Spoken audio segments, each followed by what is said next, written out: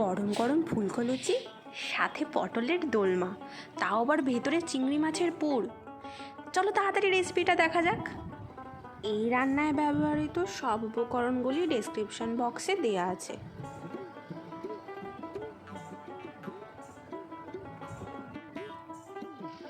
কড়াই সর্ষের তেল দিয়ে তাতে দুটো শুকনো লঙ্কা দিয়ে ভালোভাবে ওটাকে ভেজে নেওয়া হলো।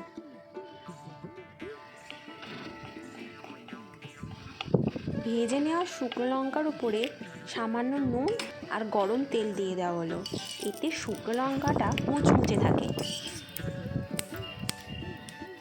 এবার একই তেলের মধ্যে কুচনো পেঁয়াজগুলোকে ভালোভাবে ভেজে নেওয়া হচ্ছে।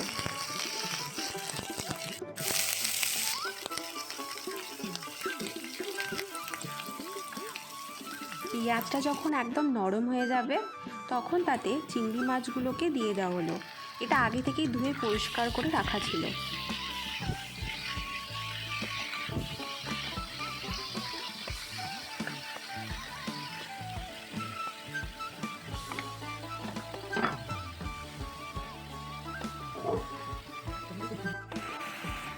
এবার এর মধ্যে স্বাদ মতো নুন, হলুদ গুঁড়ো আর লঙ্কা গুঁড়ো দিয়ে দেওয়া হলো। আমাদের চিংড়ি মাছে এখানে প্রচুর জল বেরিয়েছে। চিংড়ি মাছটাকে ততক্ষণ পর্যন্ত ভালোভাবে এটাকে রান্না করতে হবে যতক্ষণ না চিংড়ি মাছের রস মেল আর চিংড়ি মাছ থেকে যে জলটা বেরিয়েছে সেই জলটা একদম মরে যাচ্ছে ততক্ষণ অবধি।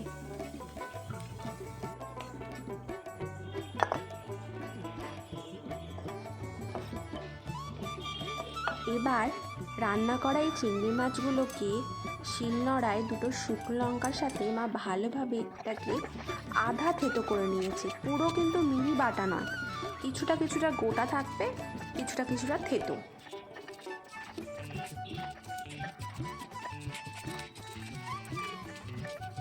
তৈরি হয়ে গেল আমাদের পটলের দোলমার চিংড়ি মাছের পুর। এবার এটাকে আলাদা সরিয়ে রেখে দেওয়া হলো। এবার পরিষ্কার একটা কড়ায় কিছুটা সর্ষের তেল নিয়ে নেওয়া হলো। কড়ায় সর্ষের তেল গরম হয়ে গেলে তাতে 1 চামচ আদা কুচি ও রসুন কুচি দিয়ে দেওয়া হলো। সাথে দেওয়া হলো বাড়ির তৈরি ভাজা মশলা। এই ভাজা মশলার রেসিপিটা ডিসক্রিপশন বক্সে অলরেডি দেওয়া আছে। তোমরা যদি এর কোনো ফুল ভিডিও বানানোর দেখতে চাও তাহলে কিন্তু কমেন্ট বক্সে জানিও। থেতো করে রাখা যে চিংড়ি মাছের পুর সেটাকে এবার এর মধ্যে দিয়ে দেওয়া হলো।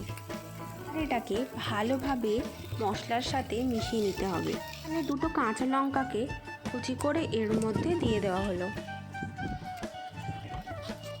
এবারে কিন্তু আমাদের পটলের দোলমার চিংড়ি মাছের পুর একদম রেডি।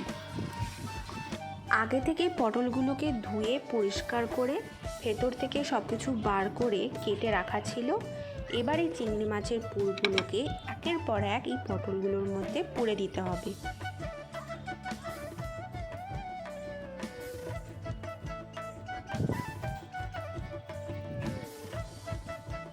একই তেলের মধ্যে এবার পটলগুলোকে ভেজে নিতে হবে।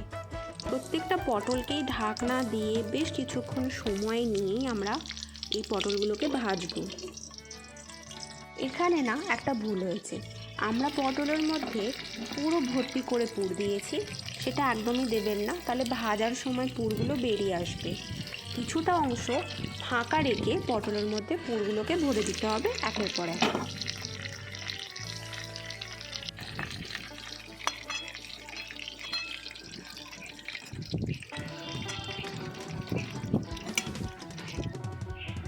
একই তেলের মধ্যে তেজপাতা, সামান্য চিনি আর রসুন কুচো দিয়ে ভালোভাবে ওটাকে নাড়িয়ে চাড়িয়ে নেওয়া হলো।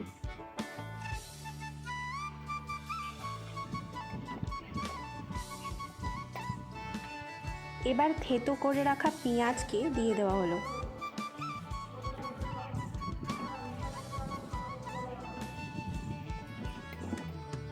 পেঁয়াজটা একটু ভাজা ভাজা হয়ে গেলে তাতে কুচো টমেটো দিয়ে দেওয়া হলো। সাথে দেওয়া হলো আদা কুচো। এবার এখানে হলুদ গুঁড়ো ও 2 রকমের শুকনো লঙ্কা গুঁড়ো দিয়ে দেওয়া হলো। এবার মশলাটাকে ভালোভাবে কষিয়ে নিতে হবে। মশলাটা যাতে ধরে না যায় তাই তাতে সামান্য জল ব্যবহার করা হয়েছে।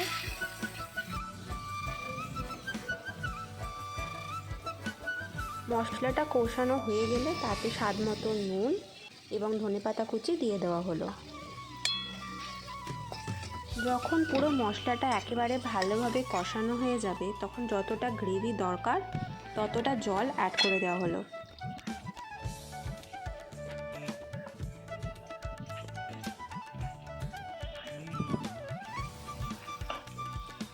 যখন ফুটতে শুরু করবে তখন তার মধ্যে একটা কাঁচা লঙ্কা আর ভেজে রাখা পটলগুলোকে দিয়ে দেওয়া হলো।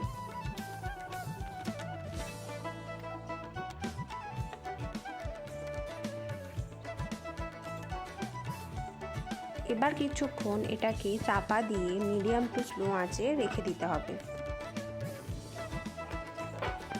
শেষে ভাজা মশলা দিয়ে দেওয়া হলো। এবার এটাকে ভালোভাবে নাড়িয়ে চাড়িয়ে নিলেই তৈরি আমাদের পটলের দোলমা। রান্নাটা দেখতে খুব সুন্দর হয়েছে না? সাথে খেতেও খুব অসাধারণ হয়েছে। এটা কিন্তু আমার মা প্রথমবার করলো, আমার তো ভীষণ পছন্দ হয়েছে। তোমরা কিন্তু রান্নাটা ট্রাই করো, সাথে কিন্তু চ্যানেলটাকে সাবস্ক্রাইব করতেও ভুলো না। টাটা।